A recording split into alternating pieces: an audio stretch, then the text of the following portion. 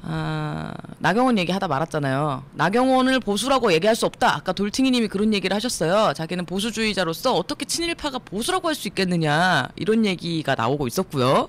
그러다가 지금 뿌잉뿌잉에 모두가 지금 좌절하고 있었는데 저는요 나경원이 요새 약간 정신적으로 진짜로 문제가 있는 것 같아요. 네, 잡혀가는 거 아니야? 정말로 문제가 있는 것 같아요. 정말로. 그전에는 그렇지는 않았어요. 그냥 국회의원이고 그냥 뭐 정치하는구나. 여자가 잘 뭐 인형같이 이렇게 억누르고 이렇게 사는 사람이다 이랬는데 그 인형 같은 억누르고 사는 삶에 지쳤는지 요새 약간 이렇게 약간 이상해진 것 같아요. 정말로. 진짜. 느낌이 에? 못생겨도 1억짜리 클리닉 다니면 지가 이쁜 줄 압니다. 그렇게 세뇌가 된다고요? 예. 최강마초님 자기만의 세계에 빠진 듯? 박말식님은 자기가 이쁜 줄 안다? 불안당님 아리송한 측은지심이 생긴다. 예, 진짜 요새는 약간 그래요. 나경원 씨가 사실 못생긴 얼굴은 아니죠. 예쁘장한 편인데 진짜 예쁜 건 아니잖아요. 진짜 예쁜 건 아니잖아요. 나경원 씨가.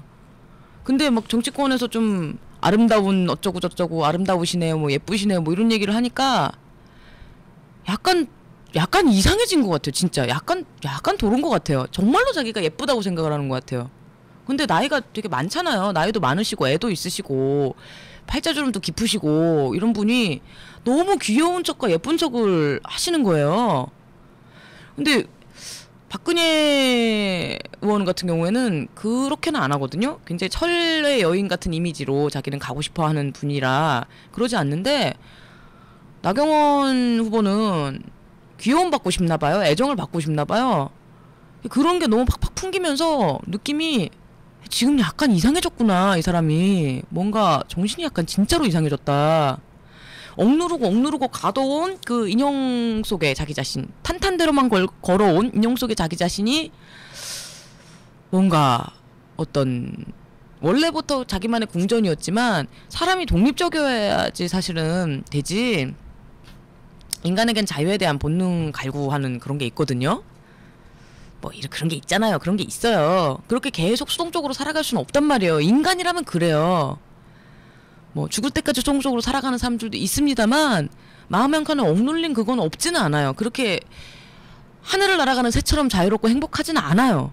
그렇게 살아가는 사람이 아무리 돈 많고 명품 휘두르고 살아도 뭔가가 있어요. 뭔가가. 그냥 온갖 기사에서 그렇죠. 만두대마왕님 그러고 보면 온갖 기사에서 나후보 예쁘다는 기사가 너무 많다. 박말식님 국회에선 제일 예쁠걸요? 판사할 때도 제일 예뻤을 거고. 저 국회의원 중에 이 사람보다 예쁜 사람 본 적 있는 것 같은데? 출마한 사람인가? 하여튼 본 적 있는 것 같은데 예쁘고 말고를 떠나서 지금 예쁘다는 얘기에 지금 자기가 감동하고 감탄하고 이럴 나이가 아니란 말이에요. 물론 여자는 80 먹어도 90 먹어도 예쁘다가 답입니다.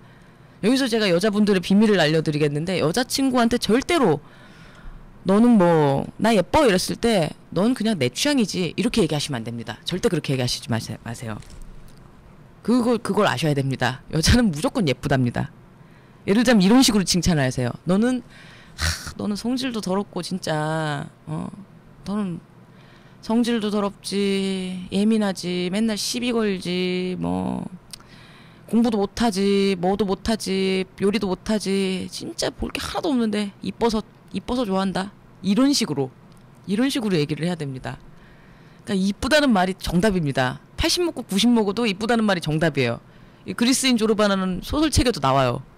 90 먹은 할머니가 그 세레나데 부르는 청년들 그 밑에 층에 사는 여자애 때문에 세레나데 부르는데 그 주말만 되면 이렇게 예쁘게 화장하고 창가 앞에 선다고. 밑에 애한테 부르는 거 알고 있지만 그래서 여자라는 종족은 아흔을 먹어도 예쁘다는 얘기를 듣고 싶어한다.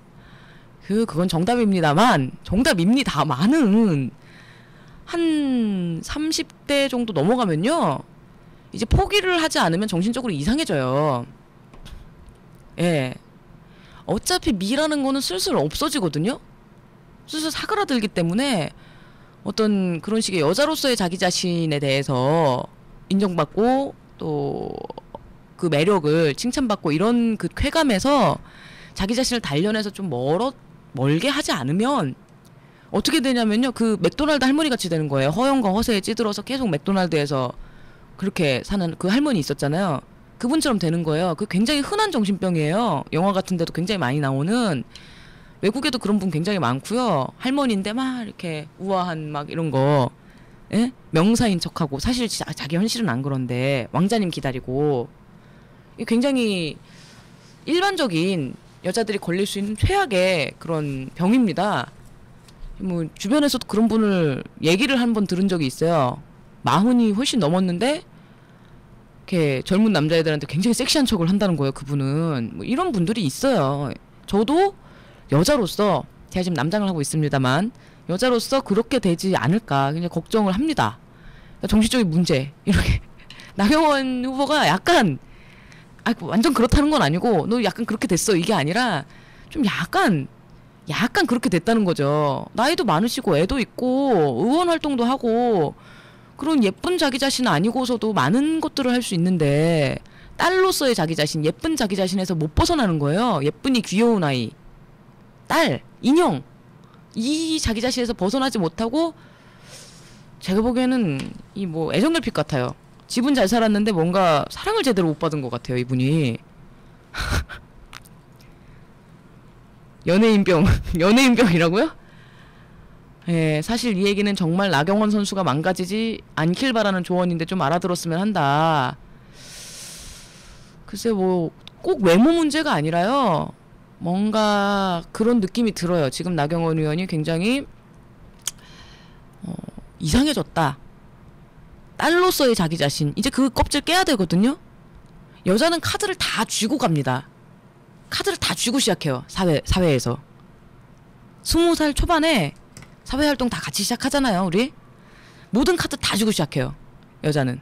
그게 자기 카드 다 가진 거예요. 20살 때 못생겼으면 그게 자기 카드예요, 일단은. 그리고 카드를 한 장씩 버립니다, 여자는. 한 장씩 버려가면서 사회활동을 해야 돼요. 그러니까 빨리 따야 돼요, 카드를 또. 남자는 빈손으로 시작합니다. 처음부터 카드를 따기 시작해요. 근데 여자는 카드를 다 들고 있기 때문에 하나씩 버리면서 가기 때문에 이게 나가는 줄도 모르고 어차피 이렇게 많은데 카드가 뭐 이러면서 하나씩 버려가는 거예요.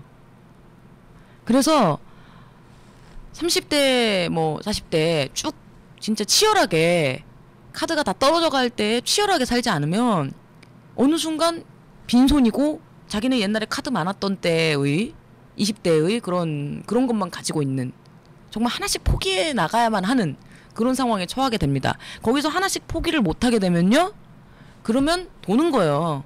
완전 도는 거예요. 그러면 진짜로 도는, 그냥 뭐 여기서 뭐 좀 이상한 짓을 한다 이게 아니라 진짜 리얼 돈다고요. 그렇게 되는 거예요. 근데 이 양반이, 예, 지금 저도 얘기하려고 했는데 어른이 못 되고 지금 그렇게 살고 있다고 저도 그렇게 생각이 드는 거예요. 제가 무슨 기사를 봤냐면요, 세계일보 기사입니다. 나경원 박원순 네 번째 TV 토론에 관한 기사였는데,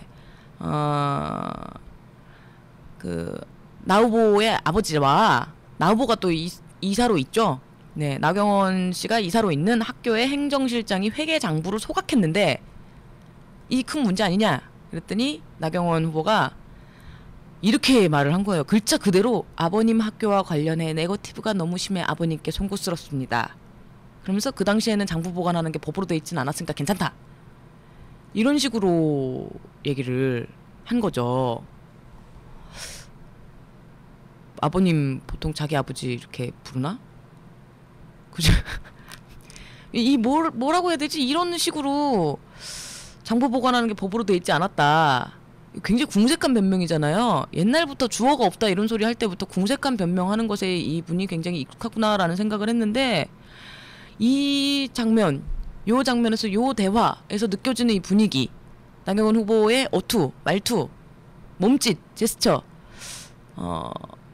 표정, 이런 걸 봤을 때 딸로서의 자기 자신, 인형으로서의 자기 자신, 예쁜 여자로서의 자기 자신, 그리고 예쁘고 착하고 공부 잘하는 자기 자신, 그래서 난 사랑받아야 돼라는 자기 자신에서 벗어나지 못하고 있다라는 생각이 들어서 이분이 서울시장 되면 진짜 무서운 일이 벌어지지 않을까라고 생각이 듭니다. 지금 라헬군님 말대로 그쵸, 아버님은 남의 부친을 부를 때 부르는 말이죠. 그쵸? 자기 엄마 부를 때 우리 어머님이 이러지 않잖아요. 어머님은 시어머니나 뭐 남의 엄마 부를 때 그러는 거고, 우리 뭐 자당께서는 뭐 이렇게 하고 뭐 어쩌고 저쩌고 이렇게 부른 뭐 있지 않습니까? 뭐가? 뭔가 있는데 가츠 같은 남자가 등장해야 된다고요? 그 가츠는 베르세르크의 가츠입니까? 베르세르크 가츠? 네. 무서워봐야 이명박은 못 뛰어넘습니다. 감히 각하 레벨은 아니죠? 이렇게 얘기를 하시는데, 박만식님. 네, 저도 그렇게 생각해요. 나경원 씨는 똑똑하지 못해요. 사실 이명박 대통령은 똑똑합니다. 자신이 원하는 목적을 이루기 위해서 굉장히 똑똑하게 수를 쓸 수 있는 아주 똑똑한 사기꾼이에요. 근데 나경원 씨는 그러지 않을까, 비슷한 사람이 아닐까라고 생각을 했는데 그런 건 아닌 것 같아요. 네. 각하가 안 똑똑하다고요? 똑똑하면 그런 행동들을 할 리가 없다고요? 그 사람의 목적을 보고 그 사람의 입장에서 판단을 해보세요. 다 똑똑한 행동을 했어요. 그분은 원하는 걸 다 얻었어요. 잘 한 거예요, 정말로. 아, 각하 말고 나경원 씨? 근데 나경원 후보는 지금 안 똑똑하죠, 정말로. 그러니까 뭔가 좀 애처롭다고 해야 되나요? 저는 그 같은 여자로서 봤을 때 좀 약간 애처롭다는 기분이 요새는 들더라고요. 전에는 그냥 싫었어요. 그냥 싫고 그냥 그랬는데, 요새 후보 나와서 막 선거전을 막 벌이고 막 자기 집안 문제 이렇게 감싸느라고 막 난리치고 막 이런 거 볼 때 어딘가가 안타깝고, 이 사람이, 그러니까 제 입에서 뭐가 말하면 이 친구가 어리구나 막 이런 생각이 드는 거예요. 10대 소녀구나 지금. 그러니까 마치 저 중학교 고등학교 때 알고 있었던 굉장히 공부 잘하고 얌전한데 말 한마디도 안 하던 그런 아이 보는 듯한 기분? 근데 그런 애들이 사실 얘기해보면 속으로 굉장히 깊은 생각을 하고 있고 많은 생각을 하고 있는 애들이 있는 반면에 세 가지 부류가 있더라고요. 한쪽에는 완전 사이코 또라이가 있고요. 완전 정말 사이코 이상한 애가 있고 제 멋대로인 애. 그리고 한쪽에는 속이 굉장히 깊고 책임감이 강하고, 그리고 남한테 책 잡히는 거 싫어하고 이런 친구가 있고, 또 지금 나경원 후보 같은 친구가 있어요. 사실은 굉장히 고픈 사람, 굶주린 사람이 있거든요. 공부 잘하고 똑똑하고 얌전하고 이런 애 중에 저는 뭐 학교 때 활발했습니다. 활발해서 그런 친구들하고 막 얘기를 하면 그런 친구들이 저를 좀 이렇게 신기해하면서 이렇게, 야 너는 이렇고 이렇다면서 막 이러면서 접근하는 그런 애였어요. 막 러브레터도 받고 그런 사람이었는데, 그때 만났던 그런 친구들이 떠오르는 거예요. 중고등학교 때 만났던. 나경원 후보가 그런 안타까움을 지니고 있지 않나. 그래서 결론은 뭐냐면요, 그렇기 때문에 이번에 서울시장 떨어져야 정신을 차립니다. 어른이 되셔야죠. 일단 뭐, 그리고 안타깝다고 해서 표를 줄 것도 아니고, 애기가 지금 시장 맡아서 안 돼요. 지금 애기예요. 오세훈 전 서울시장도 오세훈이라는 별명 얻었잖아요. 오세훈 서울시장도 좀 애기 같죠? 좀 귀여운 애기 말고 좀 이렇게 버릇없는 애 같죠? 약간 땡깡 부리고 미운 7살? 그때쯤? 짜증나게 막 계속 옆에서 막 어른들 얘기하고 있는데, 아빠 나 집에 갈 거야 막 이러고 소리 지르고 막 이러는 애. 제가 흉내내면 진짜 흉내 잘 내는데 듣자마자 의학이죠. 예. 그런 느낌이 굉장히 강해요. 멋대로 땡깡 피우고 이런. 근데 나경원 후보는 애는 애인데 그거랑 또 다른 타입의 애. 그런데 저는 그렇게 생각합니다. 사람이 어른이 되지 못한 사람들이 공직에 앉는 것이 지금 문제가 아닐까. 뭐 이 사람 저 사람 다 얘기하기 뭐하고요. 김영삼 전 대통령이 어른이 아니었잖아요. 섭섭한 게 많고 항상 섭섭한 게 많잖아요. 김영삼 전 대통령이 지금까지도. 김영삼 전 대통령 애교는 좀 있었죠. 그래서 아무도 기억하기 싫어하는, 김영삼이 대통령이었지 이러면서 기억하기 싫어하는. 예. 불안당님 지금 말씀해 주시기를 가출도 좀 해보고 멱살잡이도 좀 해보고 모든 인생의 시작이었던 아버지에게 개기기도 해봐야 나경원 살아남겠죠. 거듭나겠죠. 이런 얘기를 해주셨는데 저도 그런 생각을 해요. 그리고 뭔가 저랑 성향은 굉장히 다르고 웁하고 지향하는 바 완전 다르지만 마음 깊이 약간 애처롭다라는 생각이 들고, 그렇기 때문에 더더욱이 서울시장 떨어져서 스스로 한번 승승장구하는 길에서 내리막길을 한번 걸어봐야 된다. 한번 떨어져 봐야 된다. 그런 생각이 들어요. 그렇게 해서 성공해서 성공가도를 달렸기 때문에 믿는 겁니다. 그 길을. 나경원 후보는.